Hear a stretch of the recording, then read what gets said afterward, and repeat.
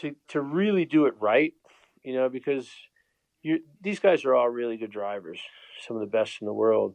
So what I started getting teams to do was build a two-seater, and then if you were in there with them, you could really, get right down to the details what they're doing wrong.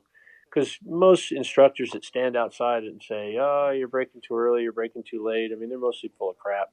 I mean, if a guy's 5 seconds off, you can see it, but when a guy's a half a second off, you can't see it from the outside. But inside the car, you can see it.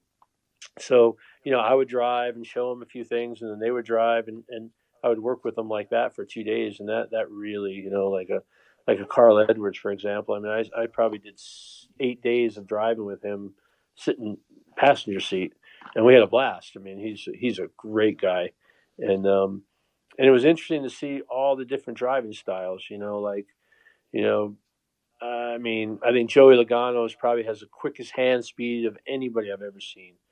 From when the car's loose, from going from his butt to his brain to his hands, nobody's quicker. Carl Edwards is probably, if you tell him you need to do this, he would work at it until he got it. Like he was just determined. A guy like Kasey Kahne was probably the smoothest guy I've ever driven with. I mean, you could fall asleep. And then some drivers were so bad. I mean, they'd get me sick. They were so bad. So it was really interesting to see the different driving styles with all those different superstars, how good they were, but all different. You mentioned just bad drivers. Who were some of those guys? Well, I don't want to name names, but one time Ray Evernan had me, go teach his driver, and I'm like, and it was funny because it was during that when they were doing that show NBS 24/7, so we were all mic'd up. They were miking up the test, and I thought the guy was kidding around, but he didn't know how to drive a stick. I mean, I'm like, what are you doing? Just grinding. And then finally, I go, stop, stop, stop, stop, stop, stop, and I'm like, have you ever driven a stick? He goes, no. I go, but you grew up on a farm. He goes, yeah. I drove sprint cars and then Indy cars, and we never had to shift them. I'm like, holy crap. So he was by far the worst, but he actually got pretty good. That was his last name was Foyt.